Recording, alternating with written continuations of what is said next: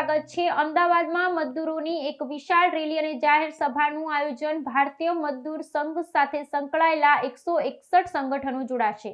શ્રદ્ધેય દત્તોપંત ઠેંગડીજી દ્વારા 23 જુલાઈ 1955ના રોજ ભારતીય મજદૂર સંઘની સ્થાપના કરી ભારતીય મજદૂર સંઘ વિશ્વનું સૌથી મોટું શ્રમિક સંગઠન બની ગયું છે, જેઓની 106મી જન્મજયંતિના પાવન અવસર પર રાષ્ટ્રભક્ત મજદૂરોની એક વિશાળ રેલી અને જાહેર સભાનું આયોજન। આ કાર્યક્રમમાં ભારતીય મજદૂર સંઘ સાથે સંકળાયેલા 161 સંગઠનો પૈકીના જેવા કે mid day meal, anganwadi, ASHA worker, GISF, પરિવહન, સ્વાયત્તશાસી વિદ્યુત, GMDC, post, cement, port bank, railway, insurance, બાંધકામ, pensioners, fix pay, ONGC, health worker, private ઉદ્યોગ, પબ્લિક સેક્ટર, સરકારી કર્મચારી, ઈએસઆઈસી જેવા અન્ય સંગઠનોના અંદાજિત 1 લાખ કાર્યકર્તા ઉપસ્થિત રહેનાર છે।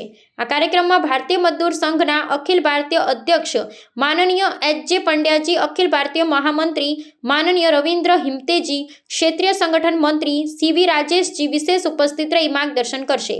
ઉપરોક્ત સંગઠનોના ઘણા સમયથી પડતર પ્રશ્નનું નિરાકરણ થયેલ નથી, જેની ચર્ચા પણ આ કાર્યક્રમમાં થનાર છે। કાર્યક્રમ પૂર્ણ થયા બાદ ગુજરાત રાજ્યના મુખ્યમંત્રી અને નાયબ મુખ્યમંત્રી તથા અન્ય મંત્રીઓને અમારા સંગઠનના પદાધિકારીઓ દ્વારા આવેદનપત્ર પાઠવવામાં આવશે। 161 સંગઠનો કાર્યરત છે। એ 161 સંગઠનોમાં કયા કયા સંગઠનો હાજર રહેશે એ હું તમને કહું। આંગણવાડી કર્મચારી સંઘ, મધ્યાહન ભોજન યોજના, Gujarat industrial security force, ST, port, dock, bank, જે ફિક્સ વેતનના કર્મીઓ છે તે, બીજું અમારી પાસે જે મોટા મોટા ઇન્ડસ્ટ્રીયલ ઝોન છે એના જુદી જુદા ઉદ્યોગોમાં કામ કરતો એક બહુ મોટો વર્ગ છે। જે એક મુદ્દો અમારો અગત્યનો રહી ગયો કે હમણાં જ સરકારે, આપ સૌને ખબર છે કે 12 કલાક કામના કલાકો કરી દીધા છે શ્રમિકોના। એના માટે થઈને શ્રમિકોમાં એ જે ઉદ્યોગોમાં કામ કરતા શ્રમિકો છે એમનો બહુ મોટો આક્રોશ છે। એ પણ આક્રોશને લીધે એ લોકો પણ મોટી સંખ્યામાં આવવાના છે।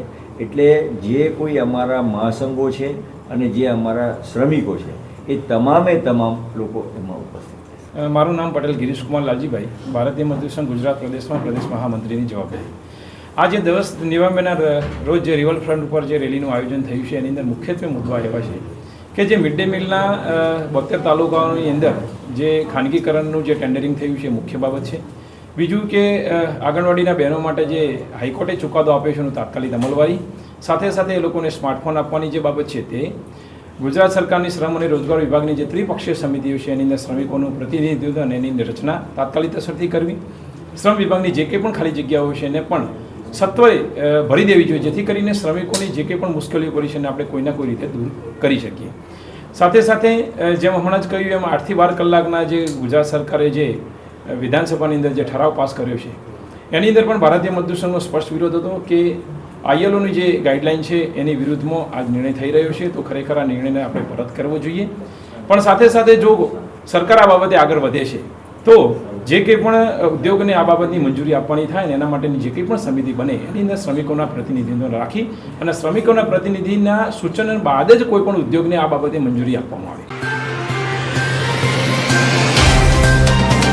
तो व्हाट्सएप, ट्विटर, फेसबुक, इंस्टा जहाँ भी आपका अकाउंट है, इसे शेयर बटन के द्वारा वहाँ पर शेयर करें।